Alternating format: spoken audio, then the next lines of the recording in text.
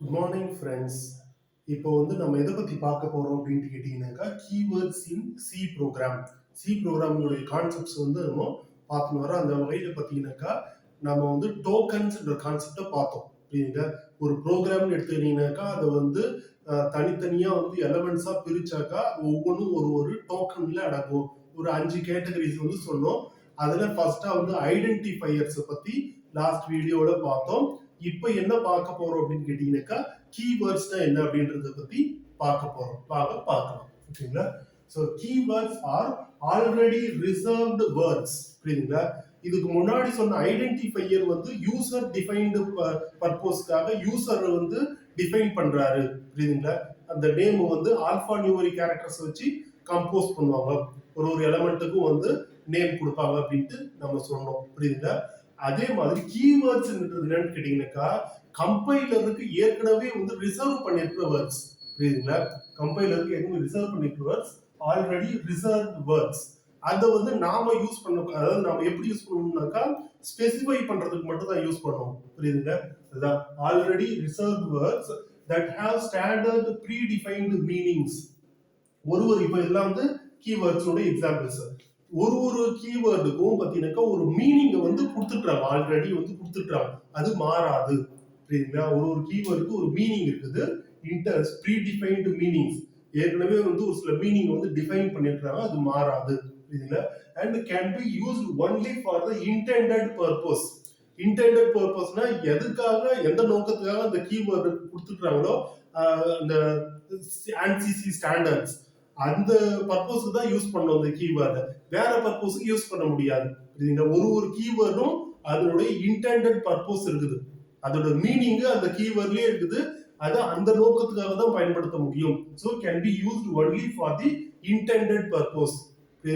சொல்லப்பட்ட நோக்கத்துக்காக தான் வந்து பயன்படுத்த முடியும். சரி, எதுக்காக கீவேர்ட் யூஸ் பண்றோம்? இப்போ நம்ம ஒரு ப்ரோக்ராம் கம்போஸ் பண்றோம்னாக்கா அதுல வந்து வேரியஸ் எலமெண்ட்ஸ் இருக்குது. அதுல ஒவ்வொன்றுத்தையும் தேவையான இடத்துல கீவேர்ட்ஸ் யூஸ் பண்ண போறோம். இப்போ அந்த ப்ரோக்ராமை வந்து கம்பைலருக்கு ஃபீட் பண்றோம். ஸோ அப்போ அது கம்பைலருக்கு என்ன சொல்லுது? புரியுதுங்களா? So keywords specify some specific information. புரியுதுங்களா? ஒரு சில இன்ஃபர்மேஷனை வந்து கம்பைலருக்கு சொல்லுது. இப்போ டேட்டா டைப் அப்படின்னு எடுத்துக்கினாக்கா அது மெமரியில எவ்வளவு லொகேஷன் கிரியேட் பண்ணணும் அப்படின்றது சொல்றது. அதே மாதிரி கண்ட்ரோல் ஸ்ட்ரக்சர் எடுத்துக்கிட்டாக்கா இஃப் பிளாக், எல்ஸ் பிளாக், அதே மாதிரி looping, for loop, while loop. So இது மாதிரி அது வந்து கம்பைலருக்கு ஒரு சில இன்ஃபர்மேஷன் சொல்லுது. ஒரு ஒரு எலமெண்ட்டை பத்தி சொல்லுது. அது என்ன வகையான எலமெண்ட், அதுக்கு எந்த மாதிரி வந்து மெமரி அலோகேஷன் பண்ணணும், இல்ல அது எப்படி ஹேண்டில் பண்ணணும், இது மாதிரி ஒரு சில ஸ்பெசிபிக் இன்ஃபர்மேஷன், ஒரு குறிப்பிட்ட தகவல்களை வந்து சொல்லுது. எதை பத்தின தகவல்களை? Various program elements. புரியுதுங்களா? Variable declaration, constant declaration, macro definition. புரியுதுங்களா? Include section. ஓகே, அதே மாதிரி பாத்தீங்கன்னா looping section, looping control statements. புரியுதுங்களா? அப்புறம் இன்புட் அவுட்புட் ஸ்டேட்மெண்ட்ஸ். இது மாதிரி அப்புறம் வேற ஏதாவது string handling, mathematical functions, algebraic எக்ஸ்பிரஷன்ல வந்து மேத்தமேட்டிக்கல் ஃபங்க்ஷன்ஸ் ஹேண்டில் பண்றது. இது மாதிரி நாம வந்து குறிப்பிட்ட விஷயத்தை வந்து ப்ரோக்ராம் எலமெண்ட்ஸ் பத்தின விஷயங்களை வந்து கம்பைலருக்கு தெரியப்படுத்துறோம். புரியுதுங்களா? அதுக்கு யூஸ் பண்றது தான் வந்து keywords. Keywords are already reserved words which have some specific meaning, predefined meanings. புரியுதுங்களா? இதுதான் கீவேர்ட்ஸ் வந்து நம்ம ஐடென்டிஃபையரா யூஸ் பண்ண முடியாது. ஐடென்டிஃபையர் வந்து ஒரு ஒரு அந்த ப்ரோக்ராம் பிளாக்குக்கும் வந்து நாம கொடுக்குற நேம், ப்ரோக்ராம் எலமெண்ட்ஸுக்கும் யூசரா கொடுக்குற நேம். அங்க போயிட்டு நம்ம கீவேர்ட்ஸ் யூஸ் பண்ணக்கூடாது. யூஸ் பண்ண எரர் காட்டும். புரியுதுங்களா? அதுதான். ஏன்னா கீவேர்ட்ஸ் அது அந்த நோக்கத்துக்காகவே வந்து ஒதுக்கப்பட்டது. புரியுதுங்களா? Already reserve words. So keywords கொண்டு போயிட்டு ஐடென்டிஃபையரா யூஸ் பண்ணக்கூடாது. புரியுதுங்களா? ஸோ இப்போ வந்து கீவேர்ட்ஸ்ல அந்த என்னென்ன கீவேர்ட்ஸ் இருக்குதுன்றத பத்தி பார்க்கலாம். புரியுதுங்களா? ஒரு சில கம்பைலர்ல ஒரு சில கீவேர்ட்ஸ் எக்ஸ்ட்ரா இருக்குது. நம்ம இப்போ வந்து பேசிக்கா ஒரு சில கீவேர்ட்ஸ் மட்டும் பார்க்கலாம். இது பார்த்தாலே போதும். இதுவே பாத்தீங்கன்னாக்கா நாம வந்து இதுதான் மோஸ்ட்லி யூஸ் பண்ண போறோம். புரியுதுங்களா? கொஞ்சம் எக்ஸ்ட்ரா ஃபீச்சர்ஸ்க்கு ஒரு சில கீவேர்ட் வந்து நியர், ஃபேர். நியர்னா கிட்ட, ஃபேர்னா பக்கத்துல. அதெல்லாம் பாத்தீங்கன்னாக்கா நம்மளுக்கு சப்ரோட்டீன் மாதிரியான ஒரு சில மெஷின் ஓரியன்டட் கோட் யூஸ் பண்ணும்போது தான் யூஸ் ஆகும். புரியுதுங்களா? ஒரு அசம்பிளி லாங்குவேஜுக்கு ஈக்குவலா வந்து நம்ம ஒரு சில கோட் யூஸ் பண்ணும்போது தான் வந்து அந்த நியர், அது வந்து நியர் கீவேர்ட், ஃபார் கீவேர்ட் அதெல்லாம் வந்து யூஸ் பண்ணுவோம். அதே மாதிரி ஆட் ஆன் லாங்குவேஜ் ஸ்பெசிஃபை பண்றதுக்கு யூஸ் பண்றதுக்கு பார்த்தீங்கன்னா ஆட் ஆன்ட்டு யூஸ் பண்ணுவோம். புரியுதுங்க? ஆனா ஜெனரலா சி ப்ரோக்ராமிங் பண்றதுக்கு பார்த்தீங்கன்னாக்கா இந்த கீவேர்ட்ஸே வந்து போதுமானது. புரியுதுங்க? ஸோ இப்போ பார்த்தீங்கன்னாக்கா இன்க்ளூட் பார்த்தீங்கன்னா ஹெடர் ஃபைல் வந்து இன்க்ளூட் பண்ணுவோம். புரியுதுங்க? அதாவது ப்ரீடிஃபைன் ஃபங்க்ஷன்ஸ்லாம் ஹெடர் ஃபைல்ல வந்து யூஸ் பண்ணுவோம். ஸோ அதை வந்து இன்க்ளூட் பண்றது இன்க்ளூட் கீவேர்ட் யூஸ் பண்ணுவோம். கீவேர்ட்ஸ் வந்து தனியா அது ஒரு கான்செப்டா வந்து நடத்தணும்னு அவசியம் கிடையாது. இதுக்கு அப்புறம் பார்க்க போற கான்செப்ட்ஸ் எல்லாத்துலயுமே வந்து அங்கங்க வந்து அந்த கீவேர்ட்ஸ் யூஸ் பண்ண போறோம். ஸோ அதோடைய ப்ரீடிஃபைன்டு மீனிங் அங்க வந்து சொல்ல போறோம். இதுக்கு என்ன பர்பஸ் யூஸ் பண்ண போறோம், எப்படி அது ஒர்க் ஆகுதுலாம் வந்து சொல்ல போறோம். புரியுதுங்களா? ஸோ இப்போ வந்து என்னென்ன கீவேர்ட்ஸ் இருக்குதுன்னு ஜஸ்ட் தெரிஞ்சுக்கலாம். அவ்வளவுதான். புரியுதுங்களா? ஸோ நெக்ஸ்ட் வாய்டு பாத்தீங்கன்னாக்கா நல் ரிட்டர்ன் டைப் அப்படின்னு சொல்லுவாங்க. புரியுதுங்களா? வேல்யூ ஏதாவது ஒரு ஃபங்க்ஷன் வந்து செஞ்ச வேலையை முடிச்சுட்டு அந்த ஒரு வேல்யூ ரிட்டர்ன் பண்ணுச்சுனாக்கா அந்த வேல்யூ ரிட்டர்ன் பண்ண போகுது. அப்படி எதுவும் ரிட்டர்ன் பண்ண போறது இல்லை அப்படின்னாக்கா அப்போ வந்து வாய்டு. புரியுதுங்களா? வாய்டு வந்து ரிட்டர்ன் பண்ணும். ஓகேங்களா? நெக்ஸ்ட் பாத்தீங்கன்னா டேட்டா டைப்ஸ்ல வந்து ஒரு சில டைப்ஸ் இருக்குது. Int, float. இன்ட்னா வந்து ரவுண்டட் டேட்டா கொடுக்குறது, ஃப்ளோட்னா டெசிமல் பாயிண்ட் வச்சு வர டேட்டா கொடுக்குறது. அதுலயே ஃப்ளோட் வந்து சிங்கிள் ப்ரெசிஷன், அதே டபுள் பார்த்தீங்கன்னாக்கா double precision. Next byte. Byte பார்த்தீங்கன்னா 127 பிட்ஸ் வந்து அந்த இதுக்குள்ள பார்த்தீங்கன்னாக்கா லிமிட்டுக்குள்ள நம்ம வந்து வேல்யூ கொடுப்போம். புரியுதுங்க? அது வந்து பைட். அதே மாதிரி சிங்கிள் கேரக்டர் வந்து எடுத்துக்கோ. ஆல்பா நியூமரிக் கேரக்டர் வந்து சிங்கிள் கேரக்டரை சிங்கிள் கோட்ஸ்குள்ள கொடுப்போம். நெக்ஸ்ட் பாத்தீங்கன்னா லூப்பிங்காக லூப்பிங்க்கு பாத்தீங்கன்னா ஃபார், வைல், டூ. ஸோ டூவையும் வைலையும் சேர்த்து டூ வைல்டு அது ஒரு லூப்பை யூஸ் பண்ணுவோம். நெக்ஸ்ட் பாத்தீங்கன்னா ஃபார் லூப் யூஸ் பண்ணுவோம். ஒரு சில அட்வான்ஸ்டு கம்பைலருக்கு பாத்தீங்கன்னா ஃபார் ஈச்னு ஒரு லூப் கூட யூஸ் பண்ணுவாங்க. புரியுதுங்களா? அதுதான். நெக்ஸ்ட் பாத்தீங்கன்னா லாங்னு ஒரு டேட்டா டைப் இருக்குது. லாங், அப்புறம் சைன்டு, அன்சைன்டு. சைன்டு அன்சைன்டு வந்து ஃபிளாக்ஸ். டேட்டா டைப்ஸ் கேட்டா இதுதான். புரியுதுங்களா? லாங், அப்புறம் ஷார்ட். Long, short. ஷார்ட்னு ஒரு டேட்டா டைப் இருக்குது, லாங்னு ஒரு டேட்டா டைப் இருக்குது. புரியுதுங்களா? ரெண்டு டேட்டா டைப்ஸ். அதுக்கப்புறம் பாத்தீங்கன்னாக்கா ஷார்ட் ஒன்று, லாங் ஒன்று. இதெல்லாம் வந்து data types. Data types memory location வந்து கிரியேட் பண்ணணும். அதுக்கு எவ்வளவு சைஸ்ன்னு சொல்றது தான் டேட்டா டைப்ஸ். இதுக்கப்புறம் லூப்பிங்க்கு இந்த இது. நெக்ஸ்ட் பாத்தீங்கன்னா கண்ட்ரோல் ஸ்ட்ரக்சர்ஸ். கண்ட்ரோல் ஸ்ட்ரக்சர்ஸ்னா வந்து டெசிஷன் மேக்கிங் பண்ணி, இப்போ ஒரு ப்ரோக்ராம் இருக்குதுன்னா அதுல வந்து ஒரு 50 லைன்ஸ் ஆஃப் கோட் ஸ்டேட்மெண்ட்ஸ் இருக்குதுன்னா அது அப்படியே வந்து சீக்வென்ஷியல் எக்ஸிகியூஷன் ஆகணும்னு எந்த அவசியமும் கிடையாது. புரியுதுங்க? ஸோ அது வந்து பிளாக்கா வந்து பிரிப்போம். அதை வந்து கண்ட்ரோல் ஸ்ட்ரக்சர்னு சொல்லுவோம். So based upon a condition அப்போ ஒரு பிளாக் எக்ஸிகியூஷன் ஆகலாமா வேணாமான்றது வந்து முடிவு பண்ணும் டைனமிக்கா. அதுக்கு பேர் தான் என்னன்னு சொன்னாக்கா டெசிஷன் மேக்கிங், முடிவு எடுத்தல் அப்படின்னு சொல்லுவோம். Decision making based upon a condition, அந்த ஒரு பர்டிகுலர் பிளாக் எக்ஸிகியூஷன் பண்ணலாமா வேணாமா அப்படின்றது வந்து முடிவு எடுப்போம். புரியுதுங்களா? அதுதான். அதுல வந்து இஃப், எல்ஸ் இதெல்லாம் இருக்கு. இஃப் எல்ஸ், அதுக்கப்புறம் வந்து கோ டு, பிரேக், கண்டினியூ இதெல்லாம் வந்து அதுல வரும். இதுல கண்டினியூனாக்கா அடுத்து வர ஸ்டேட்மெண்ட்ஸ்லாம் விட்டுட்டு கண்டினியூ பண்ணு அப்படின்னு அர்த்தம். இதான் லூப்பிங்ல வரும். கண்டினியூ பார்த்தீங்கன்னா லூப்பிங்ல வரும், பிரேக்கும் பார்த்தீங்கன்னா லூப்பிங்ல வரும். புரியுதுங்களா? அதுதான். ஸோ நெக்ஸ்ட் பார்த்தீங்கன்னாக்கா கோ டு பத்தி இதுக்கு முன்னாடியே பார்த்தோம். கோ டுன்றது பார்த்தீங்கன்னா அன்கண்டிஷனல் ஸ்டேட்மெண்ட். இதுல வந்து கண்டிஷனல் ஸ்விட்ச், இதே மாதிரி ஸ்விட்ச் கேஸ் டிஃபால்ட். ஸ்விட்ச் கேஸ் டிஃபால்ட் பார்த்தீங்கன்னாக்கா ஸ்விட்ச்ன்ட்டு ஒரு கண்ட்ரோல் ஸ்டேட்மெண்ட் இருக்குது. இதுல அது யூஸ் பண்றதுக்கு அது யூஸ் பண்ணுவோம். புரியுதுங்களா? அப்புறம் ரிட்டர்ன் பார்த்தீங்கன்னாக்கா கீவேர்ட், அதாவது வாய்டு இல்ல வேற ஏதாவது வாய்டு கொடுத்தாக்கா ரிட்டர்ன் கீவேர்ட் யூஸ் பண்ண மாட்டோம். ஏன்னா வாய்டு வந்து எந்த வேல்யூ ரிட்டர்ன் பண்ண போறது இல்லை ஒரு ஃபங்க்ஷன்ல, அப்போ ரிட்டர்ன் யூஸ் பண்ண மாட்டோம். இல்லாம ஏதாவது ஒரு இன்ட் ஆட் இல்ல ஃப்ளோட் ஆட் இல்ல ஃப்ளோட் சப் இது மாதிரி வந்து ரிட்டர்ன் டைப் வந்து இன்டோ ஃப்ளோட்டோ வேற ஏதாவது இருந்துச்சுனாக்கா அப்போ வந்து ஏதோ ஒரு கால்குலேஷன் பண்ணி ரிசல்ட்டை வந்து ரிட்டர்ன் பண்ணுவோம். புரியுதுங்களா? அப்போ ரிட்டர்ன்ற கீவேர்ட் யூஸ் பண்ணுவோம். நெக்ஸ்ட் பாத்தீங்கன்னா ஸ்ட்ரக்ட் இதெல்லாம் பாத்தீங்கன்னாக்கா யூசர் டிஃபைன் டேட்டா டைப் அப்படின்னு சொல்லுவாங்க. இந்த ஸ்ட்ரக்ட் யூனியன் இதெல்லாம் பாத்தீங்கன்னாக்கா யூசர் டிஃபைன் டேட்டா டைப். வேற இதெல்லாம் வந்து ப்ரீ டிஃபைன் டேட்டா டைப்ஸ். ஓகேயா? மெமரி லொகேஷன்ல ஃபிக்ஸ்டா இவ்வளவு லொகேஷன் கிரியேட் பண்ணும் அப்படின்ட்டு ப்ரீ டிஃபைன்டா அந்த டேட்டா டைப்பே ஒரு மீனிங் கொடுத்துச்சுன்னா அது வந்து ப்ரீ டிஃபைன் டேட்டா டைப். எனக்கு அது மட்டும் பத்தாது, எனக்கு வந்து ஒரு கொஞ்சம் ஸ்ட்ரக்சர்டா வந்து எனக்கு ஒரு காம்ப்ளெக்ஸிவா கிரியேட் பண்ண போறாங்க. ஃபார் எக்ஸாம்பிள் ஒரு ஸ்டூடெண்ட் உண்டான ஆப்ஜெக்ட் மாதிரி ஸ்டோர் பண்ணணும், அதுக்கு எனக்கு ஒரு ஆப்ஜெக்ட் மாதிரி கிரியேட் பண்ணணும்னாக்கா அப்போ வந்து பாத்தீங்கன்னா யூஸ் பண்ணுவோம் ஸ்ட்ரக்ட் ஆர் யூனியன். புரியுதுங்களா? இது வந்து ஸ்டோரேஜ் லெவல்ல டிஃபரன்ஸ் வரும் ஸ்ட்ரக்டுக்கும் யூனியனுக்கும். அந்த கான்செப்ட் பார்க்கும்போது பார்க்கலாம் அதெல்லாம். புரியுதுங்களா? என்யூம் பாத்தீங்கன்னாக்கா என்யூமரேஷனுக்கு புரியுதுங்களா, ஒரு நேம்டு வேர்ட்ஸ்க்கு கவுண்டிங் பண்ணுவோம். புரியுதுங்களா? எக்ஸாம்பிளுக்கு என்யூம், ஒரு என்யூம் நேம் பிராக்கெட்டுக்குள்ள பாத்தீங்கன்னா 1 2 3 அப்படின்ட்டு இது எழுதுறோம்னு வச்சுங்களேன், அதுக்கு வந்து நியூமரிக்கல் வேல்யூ வந்து கவுண்ட் ஆகும். புரியுதுங்களா? அதுதான் பாத்தீங்கன்னா என்யூம் அப்படின்னு சொல்லுவாங்க. ஆட்டோ பாத்தீங்கன்னாக்கா ஆட்டோமேட்டிக் அப்படின்னு சொல்லுவாங்க. அதாவது ஒரு சில இதுல பாத்தீங்கன்னாக்கா வேல்யூஸ் வந்து பாஸ் பண்றது ஆட்டோமேட்டிக்கா நடக்கும். அது வந்து பாத்தீங்கன்னாக்கா ஆட்டோ. ஓகே, ஆட்டோ யூஸ் பண்ணுவோம். கான்ஸ்ட் வந்து கான்ஸ்டன்ட் வேரியபிள் டிக்ளேர் பண்றதுக்காக வந்து கான்ஸ்ட் கீவேர்ட் யூஸ் பண்ணுவோம். கான்ஸ்ட் இல்லைன்னாக்கா ஒரு வேரியபிளுக்கு வேல்யூ கொடுக்குறோம்னா during the program execution of the program we can change the value.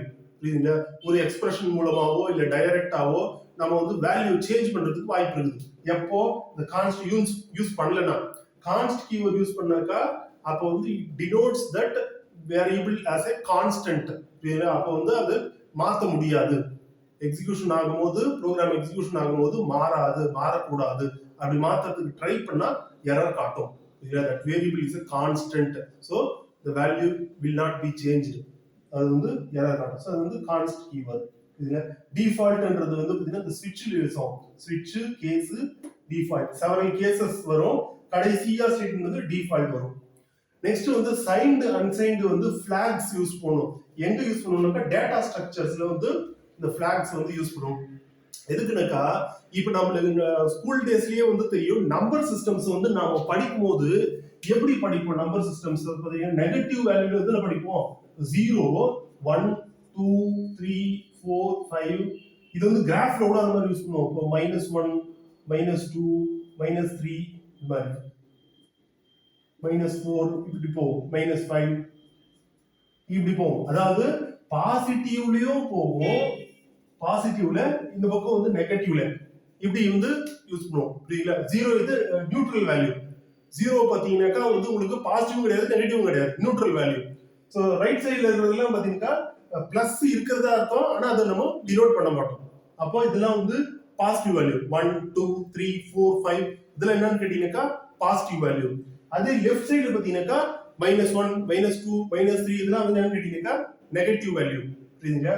So இப்போ பாத்தீங்கன்னாக்கா ஒரு லிமிட் இருக்குது. இப்போ இன்டிஜர்னு எடுத்துக்கிட்டீங்கன்னாக்கா அதுக்கு வந்து இங்க எவ்வளவு லிமிட் இருக்குது அப்படின்ட்டு கொடுக்கலாம். புரியுதுங்க? அதுல வந்து அந்த டேட்டா டைப்ஸ் பார்க்கும்போது பார்க்கலாம். இதுல 3 2 5 6 7 அப்படின்ட்டு ஒரு இது இருக்கும். அது வந்து பாசிட்டிவ்ல, அதே மாதிரி நெகட்டிவ்ல -3 2 7 6 7 அப்படின்ட்டு அது ஒரு இது இருக்கும். புரியுதுங்க? அது மாதிரி வந்து அந்த பாசிட்டிவ்ல ரேஞ்சில் எவ்வளவு வரையும் கொடுக்கலாம், நெகட்டிவ்ல எவ்வளவு வரையும் ரேஞ்ச் வரையும் கொடுக்கலாம் அப்படின்ட்டு இருக்குது. ஸோ இதுல சைன்டுன்னு கொடுத்தாக்கா அப்போ பாசிட்டிவ்லயும் கொடுக்க முடியும், நெகட்டிவ்லயும் கொடுக்க முடியும். அப்போ அந்த லிமிட்டுக்குள்ளதான் கொடுக்க முடியும். அப்படி இல்லாம அந்த அன்சைன்டு கொடுத்தீங்கன்னாக்கா அப்போ அந்த சைன்லாம் கிடையாது.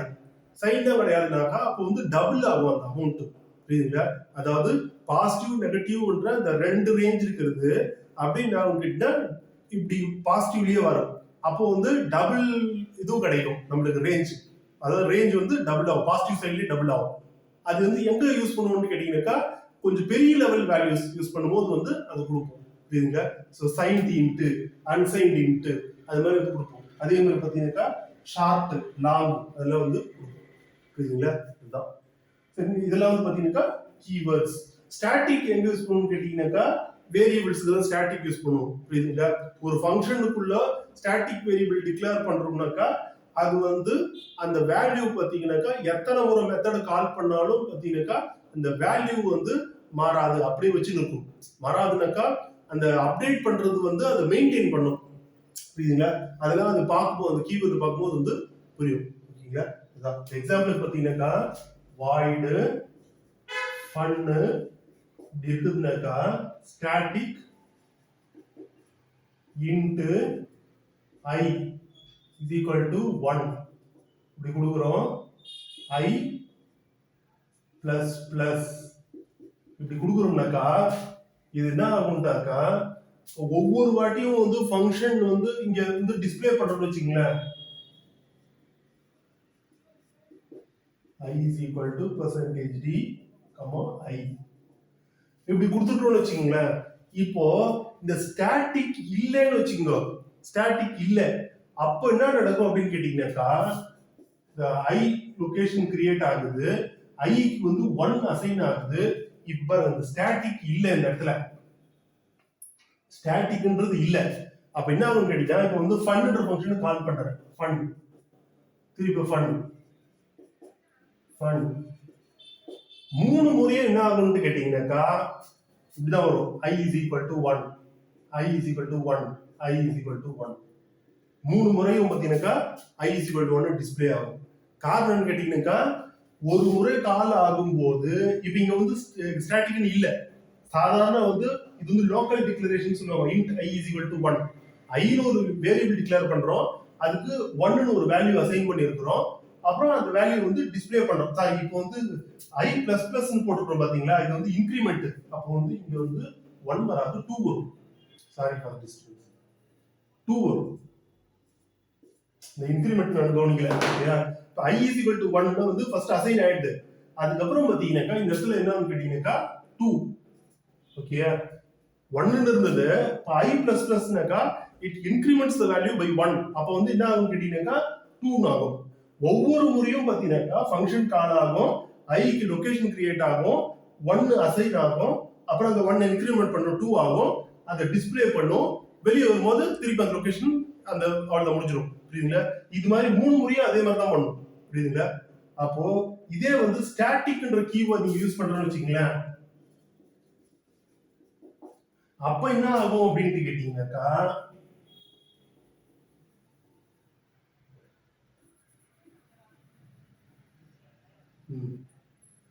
இப்போ ஃபர்ஸ்ட் டைம் பாத்தீங்கன்னாக்கா ஐன்ற லொகேஷன் கிரியேட் ஆகுதா, இப்போ இங்க வந்து 1 அசைன் ஆகுதுன்னு வச்சுங்களேன். இப்போ 3 முறை ஃபர்ஸ்ட் டைம் இந்த மாதிரி ஆகுது, 1ன்றது வந்து அப்புறம் இன்கிரிமெண்ட் ஆகுது, 1ன்றது வந்து 2 ஆகுது, 2. இப்போ என்னன்னு கேட்டீங்கன்னாக்கா டிஸ்ப்ளே பண்ணது i is equal to 2 அப்படின்ட்டு. ரெண்டாவது முறை கால் பண்ணும்போது திரும்ப லொகேஷன் கிரியேட் ஆகாது, அந்த முன்னாடி இருந்த லொகேஷன் போயிட்டு திரும்ப ஃப்ரெஷ்ஷா லொகேஷன் கிரியேட் ஆகாது, அந்த லொகேஷன் அப்படியே தான் இருக்கும். புரியுதுங்களா? அப்ப ஆல்ரெடி என்ன வேல்யூ இருக்குது, நம்மளுக்கு 2 இருக்குது. இப்போ என்ன சொல்றோம்னு கேட்டீங்கன்னா, இந்த லைன் வரைக்கும் இது ஒர்க் ஆகாது. இது வந்து ஸ்டாட்டிக்னு கொடுத்தாலே அந்த லொகேஷன் வந்து ஃபிக்ஸ்டு அர்த்தம், அது வந்து எரேஸ் ஆகாது, அந்த லொகேஷன் போகாது. அப்ப என்ன ஆகுதுன்னு கேட்டீங்கன்னாக்கா, இப்போ i இன்கிரிமெண்ட் பண்றோம், இப்போ என்ன ஆகுதுன்னு கேட்டீங்கன்னா 3. இப்போ டிஸ்ப்ளே பண்றோம், i is equal to 3 அப்படி டிஸ்ப்ளே ஆகும். அடுத்தது மூணாவது முறை ஃபங்க்ஷனை கால் பண்றேன், இப்போ உள்ள வருது, இப்போ என்ன கேட்டீங்கன்னாக்கா i இன்கிரிமெண்ட் பண்றோம், அப்ப என்ன ஆகும் 4. Okay, 4, i is equal to 4. இதுதான் வந்து ஸ்டாட்டிக் கீவேர்டுக்கு. இது ஸ்டாட்டிக் கீவேர்டு பாத்தீங்கன்னாக்கா ஃபர்ஸ்ட் டைம் ஃபங்க்ஷனை கிரியேட் பண்ணும்போது மட்டும்தான் லொகேஷன் கிரியேட் ஆகும், அப்புறம் வேல்யூ கொடுக்கும்போது அதை வந்து அசைன் பண்ணும். புரியுதுங்களா? அதுக்கு அடுத்து திருப்பி இது கால் பண்ணும்போது புதுசா லொகேஷன் கிரியேட் ஆகாது, அந்த எக்ஸிஸ்டிங் லொகேஷனே மெயின்டைன் ஆகும். புரியுதுங்களா?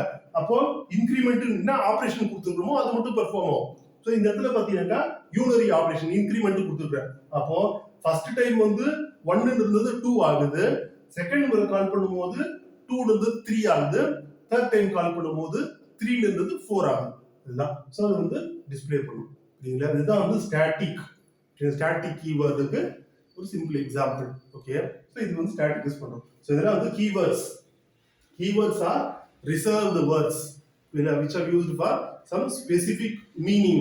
Okay, it specifies some information to the compiler about the elements, various elements present in the user defined program, the user composed program.